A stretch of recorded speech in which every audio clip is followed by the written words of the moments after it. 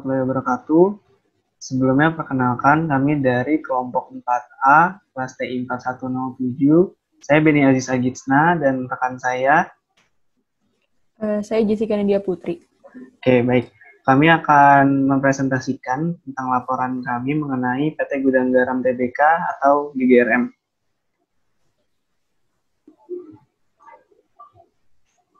Oke, yang pertama, ada identifikasi dan analisis resiko yang dihadapi oleh perusahaan. Nah, kondisi saat ini terkait COVID-19 pada masa pandemi seperti saat ini, kondisi ekonomi, sosial, dan politik di berbagai belahan dunia sedang mengalami penurunan, utamanya dalam sektor ekonomi. Banyak sekali penurunan signifikan yang mengancam bisnis dari perusahaan besar.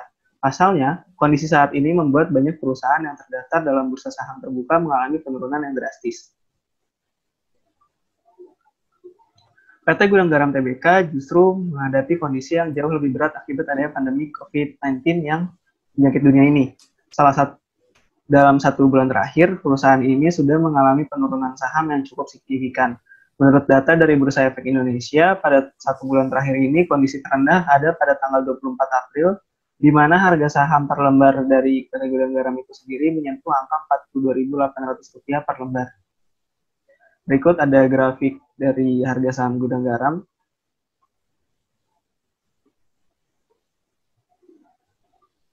Kondisi ekosistem bisnis yang sedang tidak sehat ini dapat membuat Gudang Garam mengalami penurunan yang konstan.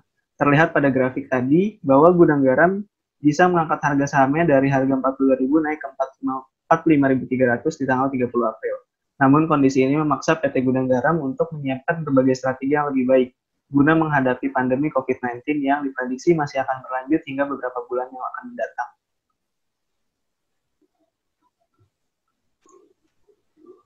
Selanjutnya, ada identifikasi, mitigasi, resiko, dan rantai pasok.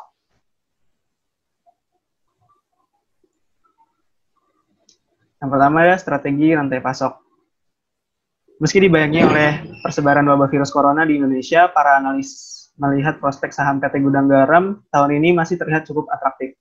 Analisis dari NH Korindo Sekuritas Putu Cantika mengatakan kecenderungan industri rokok yang terbilang cukup defensif membuat wabahnya virus corona di Indonesia tidak terlalu berdampak.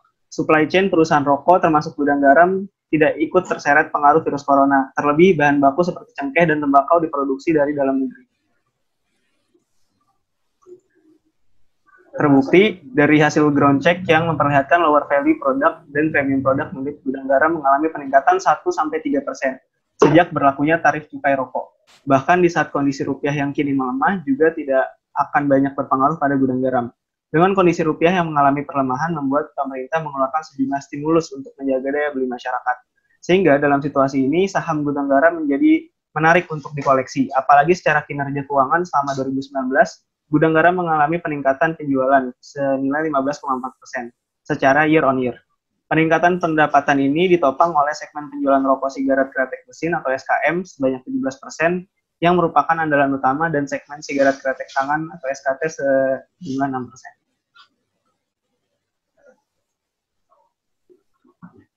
Oke, selanjutnya ada strategi perusahaan.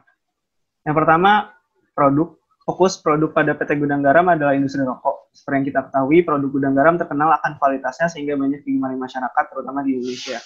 Yang kedua ada harga. Harga rokok Gudang Garam sangat bervariasi sehingga para pelanggan dari berbagai kalangan dapat menikmati produk Gudang Garam namun dengan kualitas produk yang tetap bersaing. Lalu yang ketiga yaitu pasar.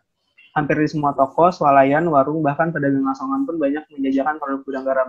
Perusahaan Gudang Garam membuat distribusi barang sedemikian rupa agar pelanggan dapat memperoleh produk tersebut lebih mudah. Target pasar PT Gudang Garam adalah rokok pada semua lapisan masyarakat. Hal ini dibuktikan dengan banyaknya jenis varian produk dengan berbagai range harga, sehingga semua kalangan dapat membeli produk tersebut dengan kualitas yang baik.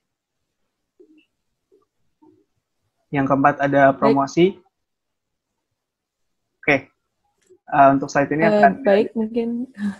Baik, mungkin selanjutnya akan dilanjutkan oleh saya, Jessica.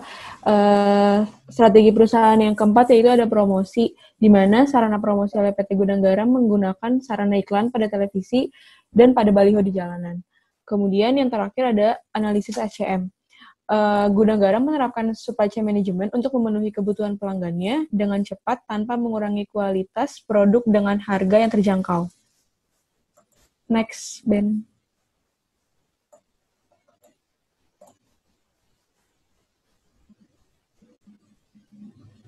Kemudian yang ketiga ada usulan pemerintah dari sudut pandang pelaku usaha. Next.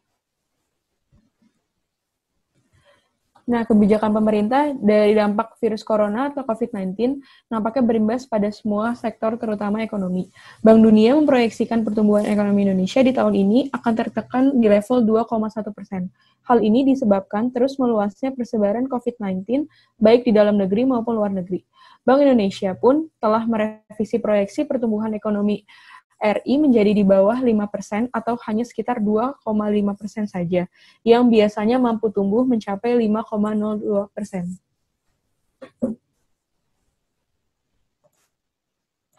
Kebijakan Indonesia dalam masalah ekonomi terus dilakukan dan dikembangkan. Hal ini untuk menjaga stabilitas makroekonomi. Dilansir dari situs resmi Bank Indonesia, untuk menjaga stabilitas makroekonomi diperlukan 2 kebijakan penting. Yang pertama, pemenuhan berbagai faktor pendukung bagi pertumbuhan ekonomi dan penyerapan tenaga kerja, khususnya percepatan pembangunan infrastruktur, baik fisik maupun non-fisik.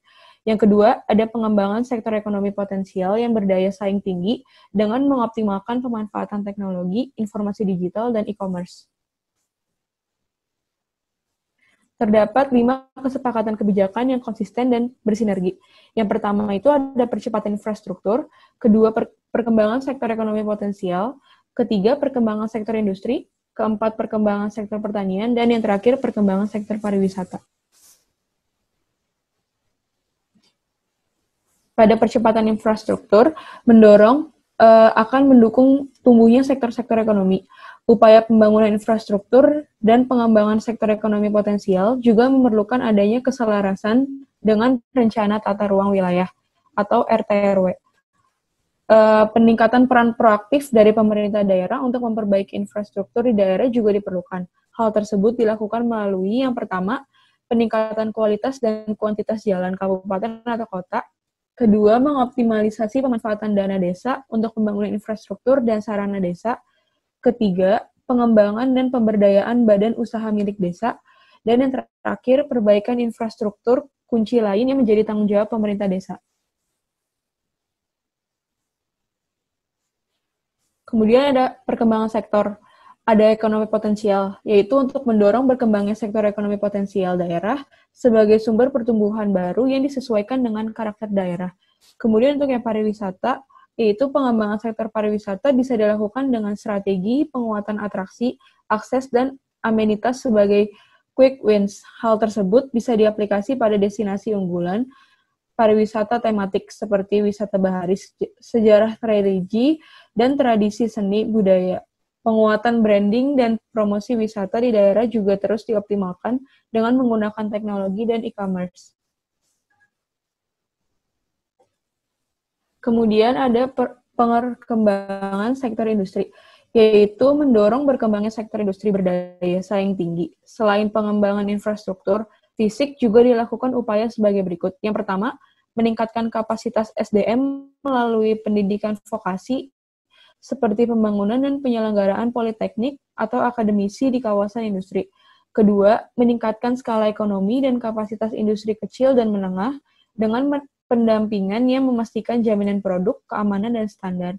Ketiga, optimalisasi penggunaan teknologi dan integrasi IKM ke perekonomian digital melalui pengembangan e-smart IKM dengan sentra di seluruh Indonesia. Yang terakhir, ada pengembangan sektor pertanian. Yang pertama, memperkuat kelembagaan petani melalui pengembangan corporate farming, sehingga argo-industri, argo-bisnis berkembang.